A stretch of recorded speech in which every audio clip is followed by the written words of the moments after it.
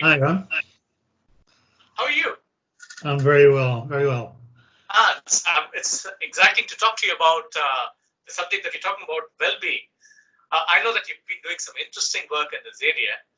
And before we jump into the conversation, for the benefit of our viewers, can you please provide a quick introduction of who you are, what you do, and so on and so forth? Sure. So I'm founding director of a social enterprise. Actually, it's now we just converted to a community interest company, but essentially it's still not-for-profit organisation, which we started a couple of years ago. It's called Ethical Reading, and our focus is really to embed ethical behaviour inside the workplace. Our broader aim really is to make Reading, in particular, a better place to live and to work. We hope to do that through inspiring people that they have a choice when they make decisions, and we hope they make the right decision, and provide education in a variety of different ways. And we really encourage collaboration between organizations. Interesting. Ethical reading. I mean, I know I'm part of it, but for the benefit of our viewers, what prompted you to actually start something like this? It was a chance meeting at some of these things often are at an ethics course. So I took early retirement, always been interested in philosophy, and I was actually doing an ethics course in the evening given by an Oxford University lecturer called Dan Dennis, who is one of our volunteers. And on the course, I met a man called Jim Bignell, who had also retired, and we got talking. And Jim and I felt that what we were learning was actually very powerful. And when we looked around the business scene at the time, there were an awful lot of scandals that were breaking. You might remember the MP's expenses scandals around. That house one. Yeah, there were scandals, a number of banking scandals around that time, PPI mis-selling, for example, the Volkswagen emission scandal and so on. And we felt, actually, this was a perfect time really to reinforce the importance of ethics, particularly in the workplace. I mean, it's important everywhere, but particularly in the workplace. So that's how it started. We gathered a bunch of people together, leaders in the Reading area, and we put it to them, is this something that would be of interest to organisations? And the feedback was definitely this would be beneficial. So that's how we started. Brilliant. So, I mean, given that you're operating in the space that, is about building ethics and so on and so forth, I would like to actually get your view on well-being, especially corporate well-being.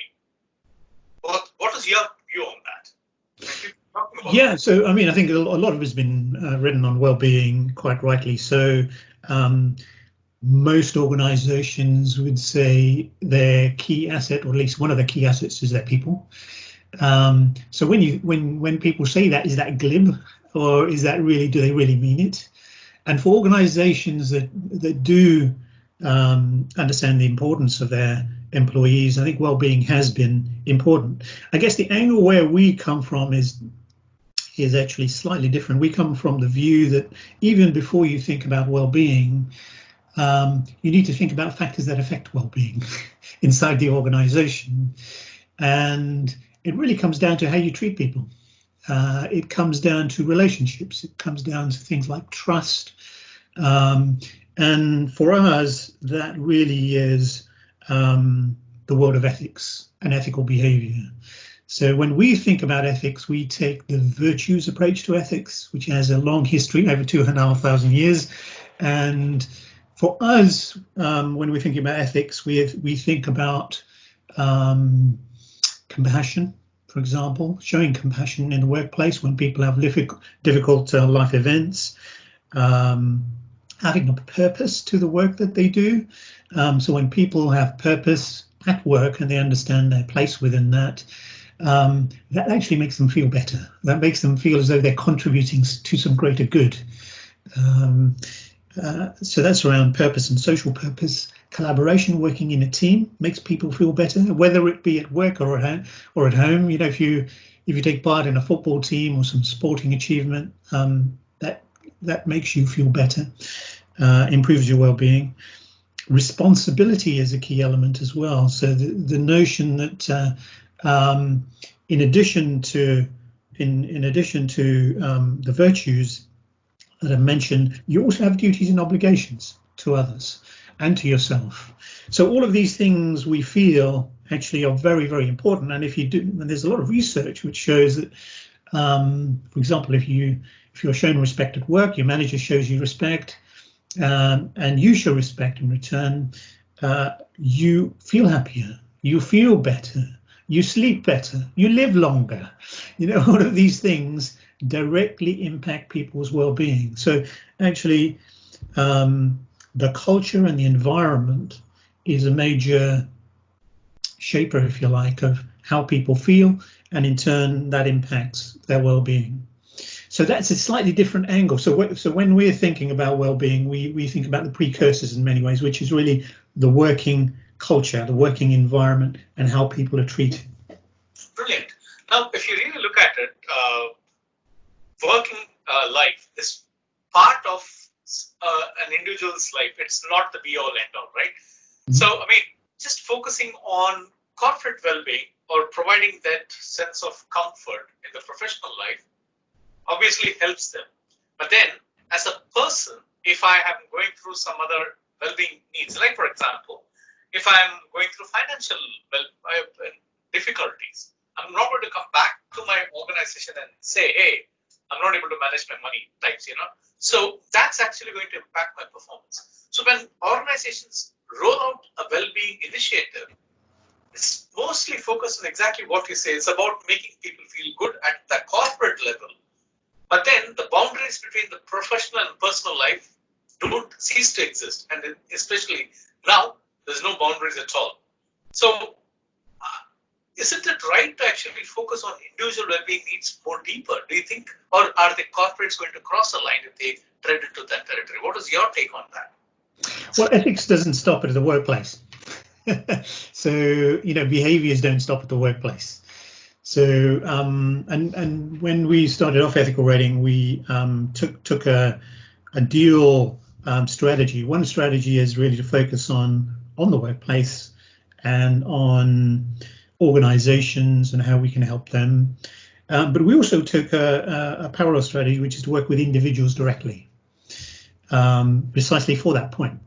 So, when we're thinking about ethics is fundamentally about individuals and how individuals behave in relation to one another.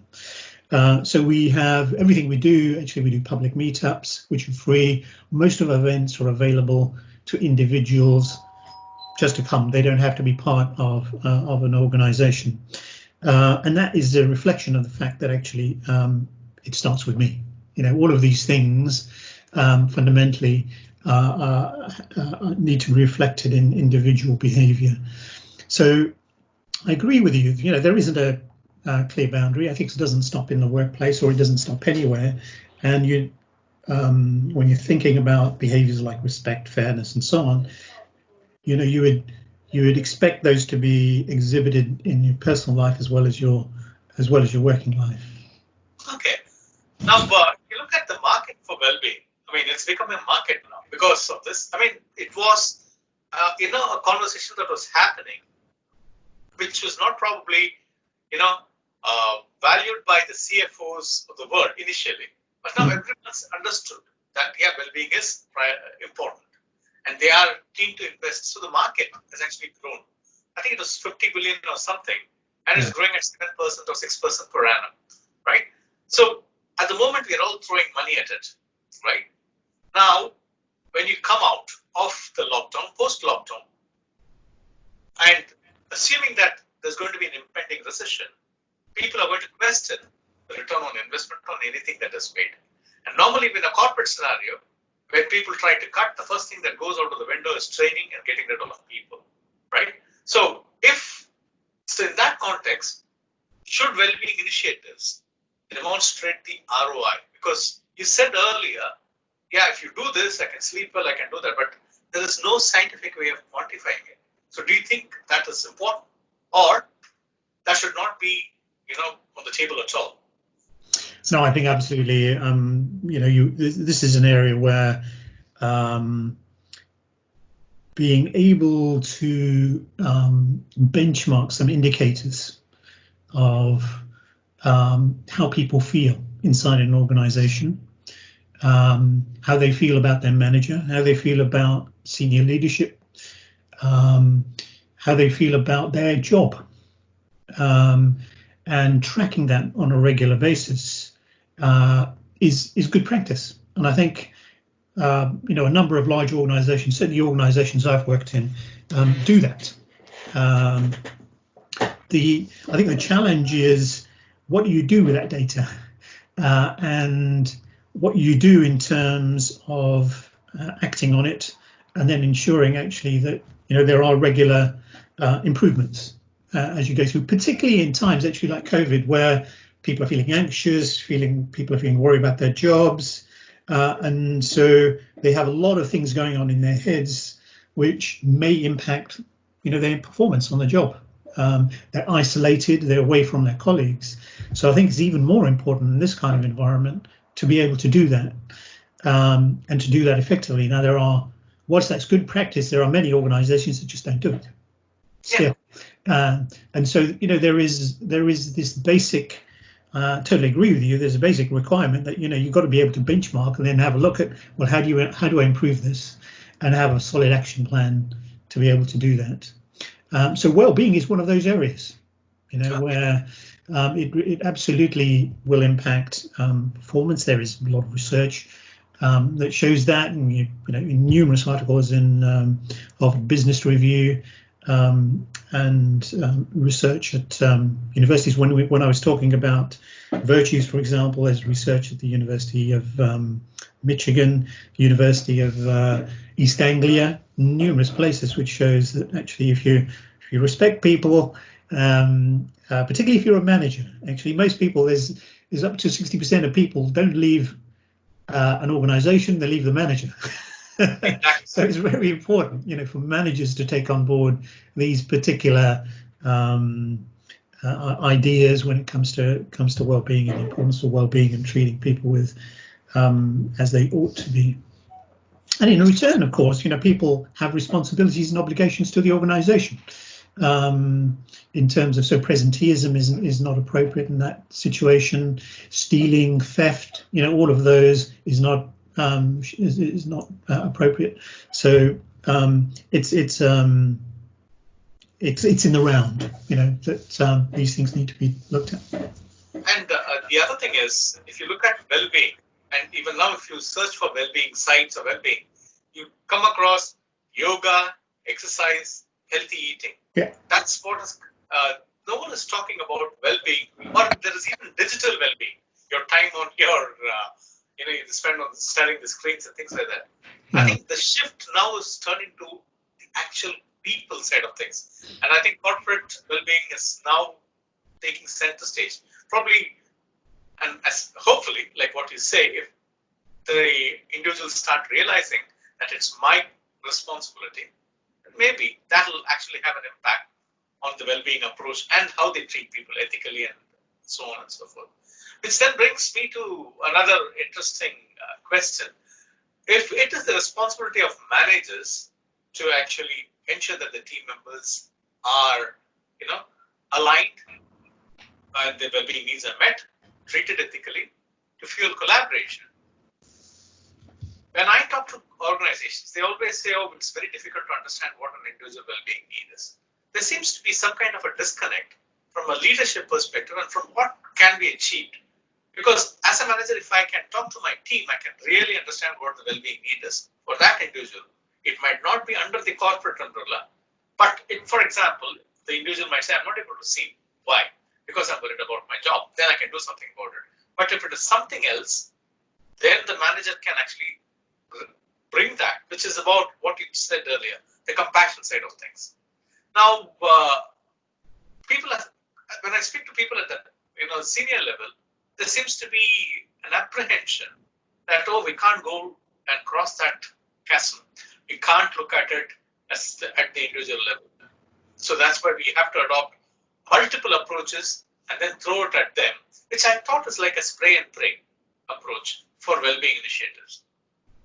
Like you spend a lot of.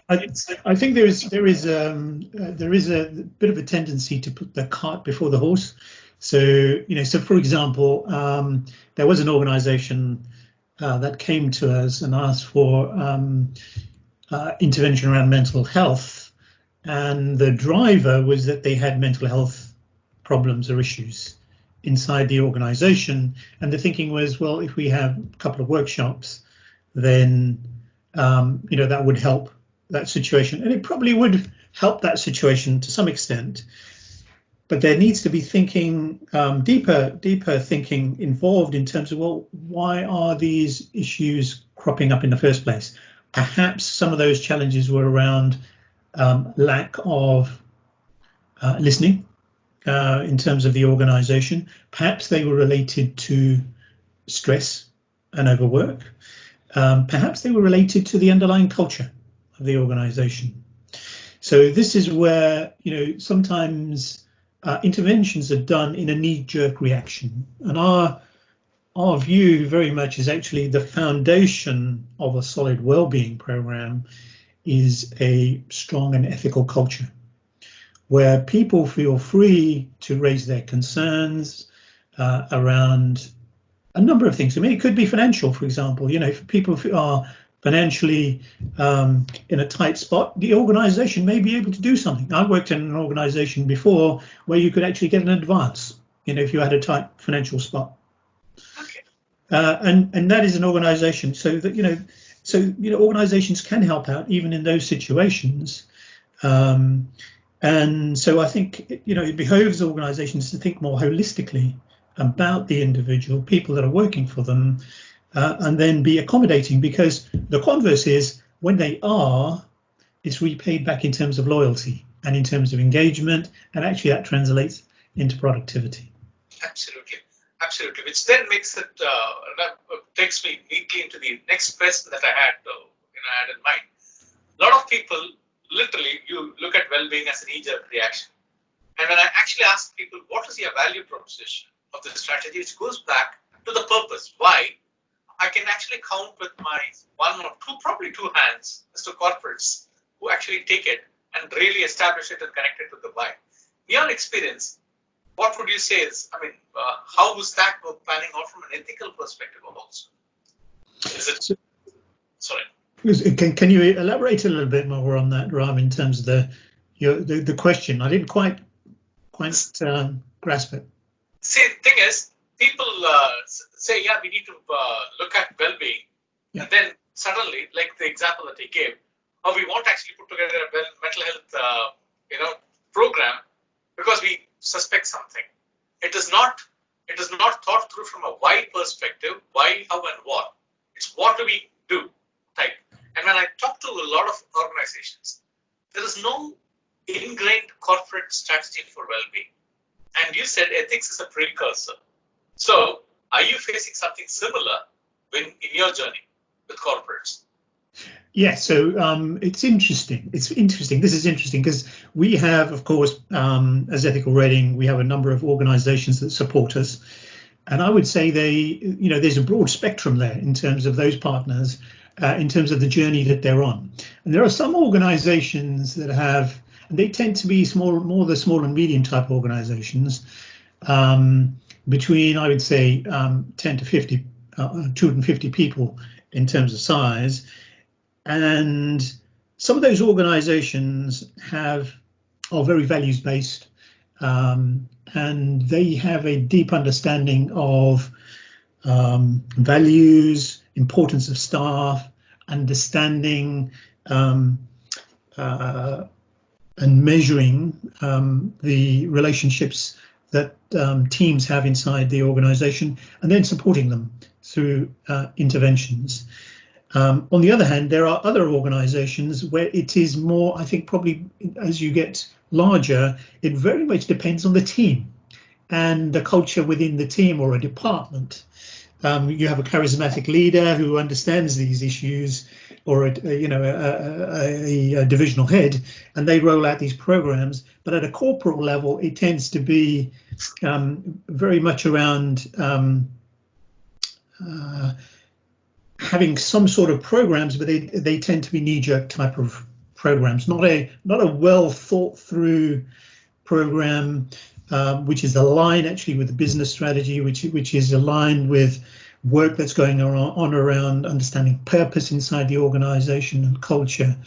But where in organizations where that is done, you do see, and you talk to a bunch of people around the organization, you see very consistent harmony in terms of what they're trying to do, what they're trying to achieve, and the level of engagement is much higher. So there is a broad spectrum, I would say. I don't want to name names, but there is. What I can say is, there is a lot of work still to be done with many organizations, and this is where I think having, somebody who looks after well-being, quite often it's a subset of an HR kind of function, and it's doesn't have a report into the board directly, but having somebody that really is focusing on a strategic plan for well-being, and as you said, there are a number of different areas when it comes to well-being. There's, mental, physical, emotional, and financial, which is often overlooked, health.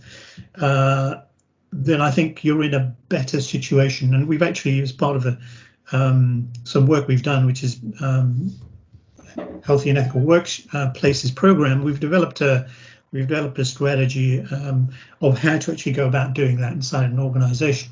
So, totally agree with you that organizations need to take a more strategic approach to this.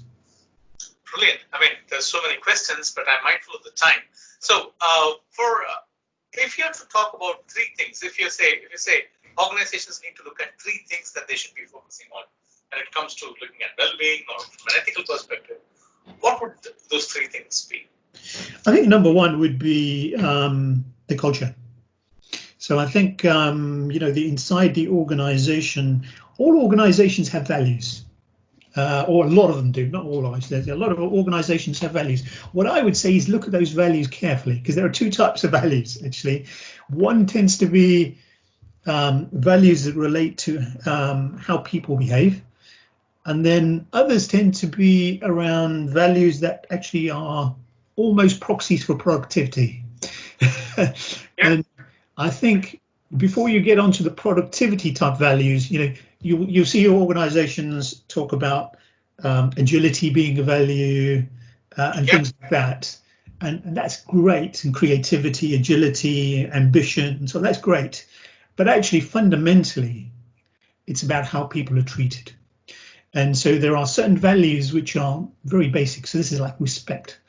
Do I get respect from another person? Is that, and do I respect my organization where I work? Am I treated fairly? And is this a fair organization? I would consider organizations, I would say, so think about the culture, think about values, but particularly values that relate to how people behave inside the organizations, and put them into practice. And we have a code of ethics that's based around those sorts of values. Download it, have a look at it, and consider that. So I would say, the culture and particularly the types of values are very important. And then I think the second thing which comes into it is around purpose, because that's very important to really understand what it is that you're trying to do as an organization, what it is that you're trying to contribute to society as part of that. And make sure that your people understand it so they're aligned and actually they feel they're part of a bigger mission, rather than just doing what you're doing day to day. I happened to be very lucky when I was started off at work, and I worked at Microsoft in the early 90s, and Bill Gates then was talking about the digital revolution that was coming and that it was going to change the world. And we really felt part of that. We felt we were changing the world, and he sort of mobilized the company around that. So it's about, trying to get and understand, well, first of all, understanding what it is that you're trying to do, how it changes society, and then, conveying that to people that work for you. Brilliant. Thanks a lot, Gurprit. That was brilliant. I mean, amazing conversation and amazing insights. We'll speak soon. Pleasure. Thank you very much, Ron.